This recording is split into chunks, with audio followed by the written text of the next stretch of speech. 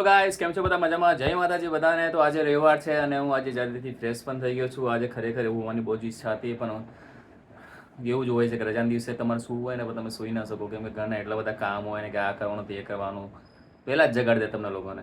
તો હું તો ઉઠી ગયો છું અને જલ્દીથી ફ્રેશ પણ થઈ ગયો છું અને નાસ્તો પણ કરી લીધો છે. અને આજે રવિવાર છે એટલે ગયા રવિવારે અમારે ઈચ્છા હતી કે અમે સવારે બરિયાદેવના મંદિરે ચાલીને જઈશું દર્શન કરવા માટે, પણ વરસાદ એટલો બધો હતો કે મેં જઈ નતો શક્યા. તો હું રેડી થઈ ગયો છું અને પૂજા હજી નાસ્તો કરે છે, તો આપણે ચલો ત્યાં સુધી જઈએ બહાર અને મમ્મી અને પપ્પાની મુલાકાત લઈએ. હવે જઈએ છીએ બહાર.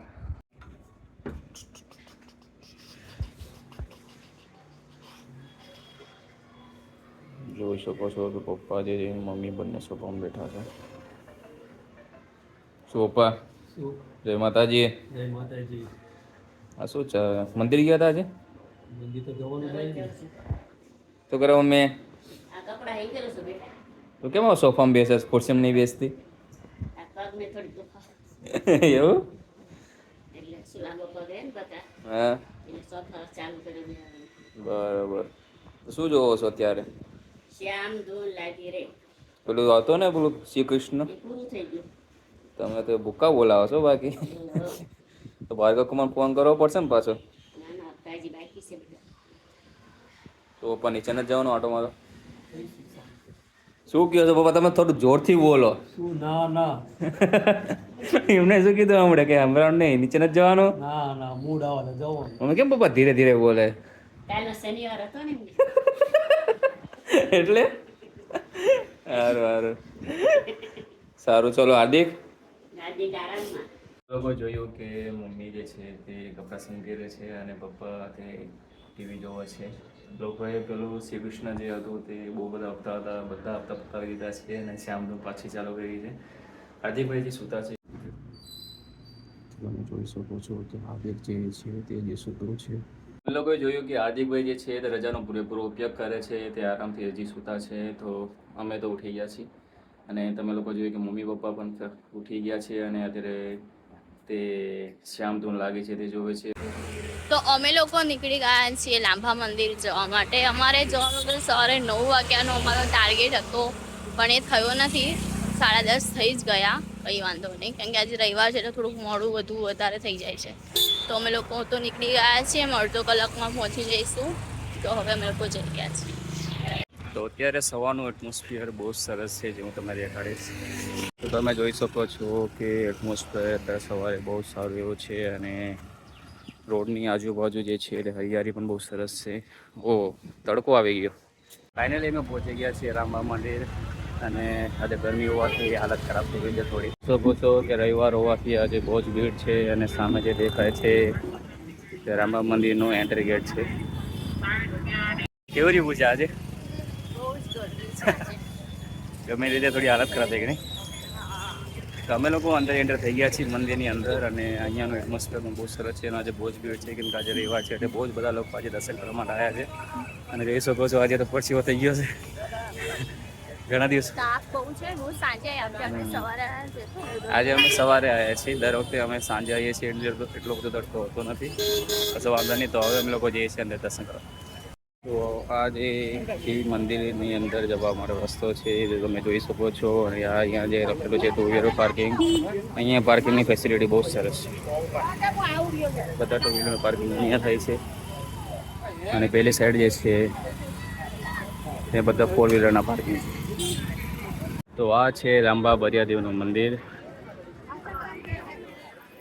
અને તમે જોઈ શકો છો કે આજે બહુ જ ભીડ છે. ફાઇનલી મંદિરની નજીક પહોંચી ગયા છીએ અને અમે લોકો હવે જે છે તે અહીંયા મુફ્ત સેવા ચાલે છે શૂઝ માટે, શૂઝ રાખવા માટે.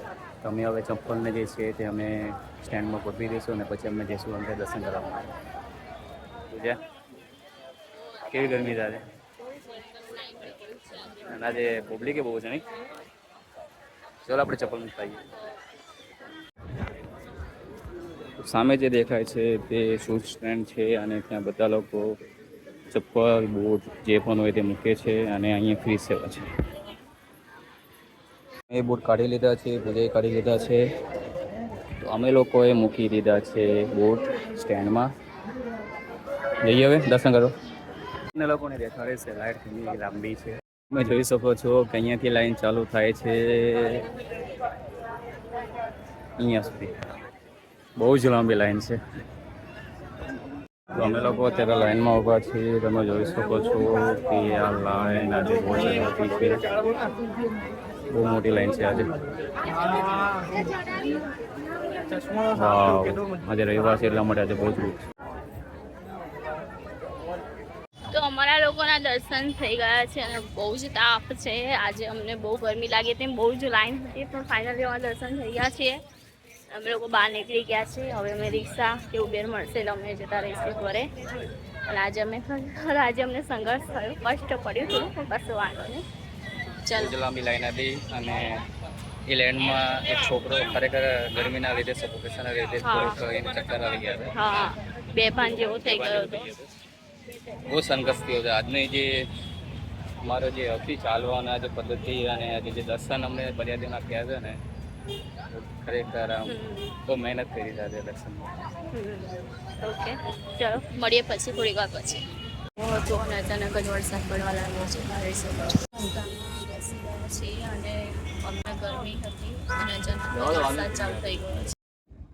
તો અમે લોકો ઘડીક સૂઈ ગયા હતા કેમ કે આજે અમે લોકો ગયા હતા લાંબા ચાલીને અને તડકો હોવાથી બહુ જ થાકી ગયા હતા. અને પછી મેં તો જમી લીધું હતું પણ પૂજા જમ્યું નહોતું કેમ કે તડકાના લીધે બહુ જ માથું ચડી ગયું હતું. તો પછી તે સૂઈ ગઈ હતી અને પછી હું પણ સૂઈ ગયો અને અત્યારે હું જાગી ગયો છું અને તૈયાર પણ થઈ ગયો છું. અને અત્યારે અમે લોકો જઈએ છીએ માતાજીના દર્શન કરવા માટે નવાપુરા.